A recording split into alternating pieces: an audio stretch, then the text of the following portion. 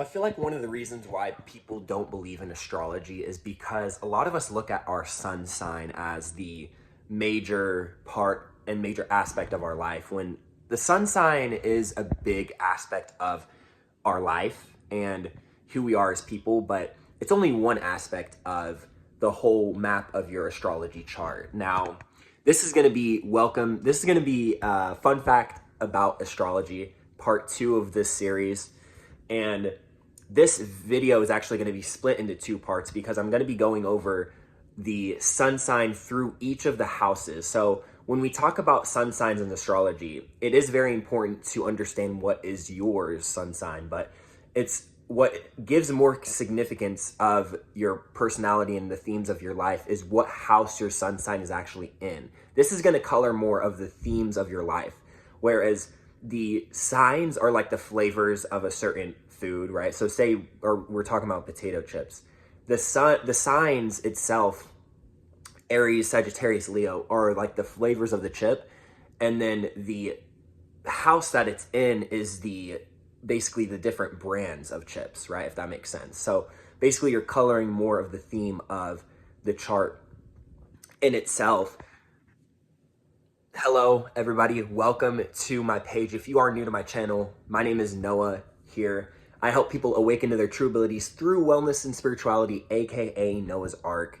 And your boy is back to talk about the significance of the signs through each of the houses. So before I go into each of the house specifically, I want to kind of talk about what the sun represents in your birth chart. So the sun is your drive, it's your passion, it's your true ego, it's the true version of who you came here to be, right? It's your true personality type. It is what you strive to be, where in your life you're going. What is the major theme of your life, right? What is the major theme of your life? And so when we look at the sun signs, this is kind of what we're talking about in terms of astrology and kind of getting to know ourselves a little bit better, right? So when we talk about, you could be a Leo sun, right? You could be an Aries sun.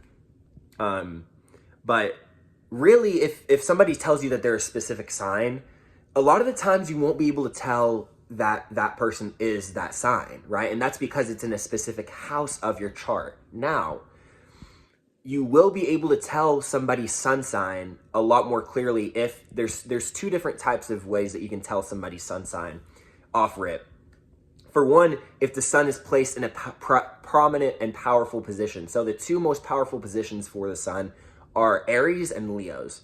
So these are the 2 signs that you'll be able to pick out outside of all 12 the best, right? Like you'll see an Aries and you'll see a Leo and you'll be like, most of the time you'll be like, okay, I can tell that that's your sun sign. Outside of those 2 signs, you would have no idea. And that's because the sun is in a different house. So let me go into what each house of the sun, what each house represents when we talk about your sun sign. So to start off, if you have your sun in the first house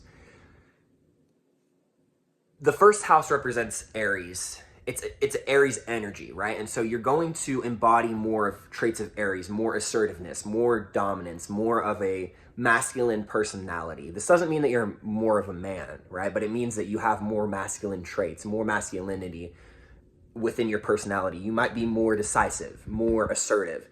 And so the sun being here, your life's purpose is to step into that version of yourself, your true identity. Because when we look at the first house, it's all about yourself.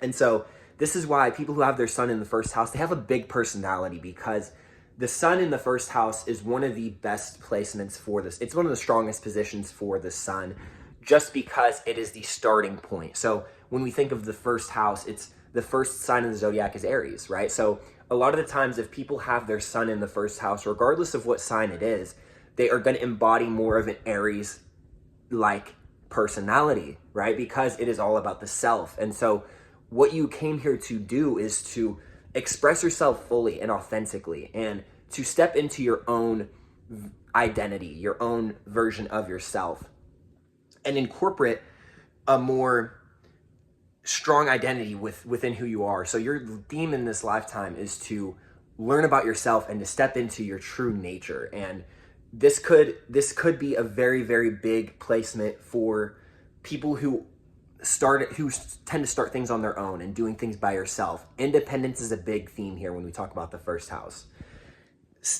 Moving on to the second house, which is the house that's represented by Taurus, right? Some of the themes of Taurus is comfort, stability, material possessions, right? When we think of the second sign of the zodiac, if you have your sun here in the second house, a lot of who you are is going to be represented on your foundation of how you view yourself, right? So second house rules themes of material possessions, but it's also your self-worth, your self-esteem, your value system. And so what the universe has planted you into this life, one of your biggest themes of this life is learning who you are and developing a self-esteem within yourself that is bold, that is brave. Really valuing yourself is going to be the key to major success and abundance in this lifetime. So with the sun in the second house, you can attract a lot of money and a lot of material possessions, but it's asking you to understand that the value and possessions that you attain in this lifetime come from who you are as a person, your values, your value system. It's not what you can, it's not about what you can attain in this life. It's about understanding that what you attain is based off of how you view yourself, right? And so that's a huge theme when we talk about the second house. Moving on, this is going to be a very broad and a very, very general perspective because I don't have a lot of time on here. But if you have your sun in the third house, the third house is all about communication. It's all about your social circles. The third house rules over your community, right? So your neighborhood.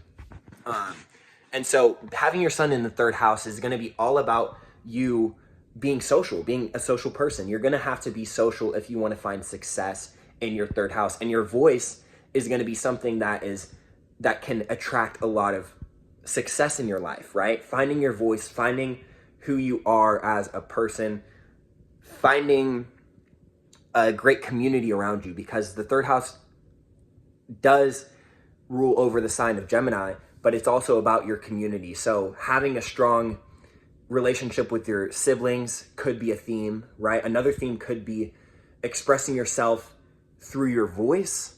A lot of voice actors, vocal coaches, you'll see a lot of podcasters, a lot of people who use their voice, musicians, artists who have their sun in the third house, because it is all about community and it's all about communication in general. Now, C is the third letter of the alphabet. So third letter, third house, you get the theme, right? That's kind of what the third house is all about. Stepping into the fourth house, which will be the last house of this part. But when you step into your fourth house, if you have your sun in the fourth house, it's a very interesting placement because this is all about introspection. It's all about your intuition. When we think about what the fourth house represents, it's the sign of Cancer, right? It's the mother of the zodiac. And so a major theme in your life is going to be learning about yourself and kind of tapping into your intuition, right?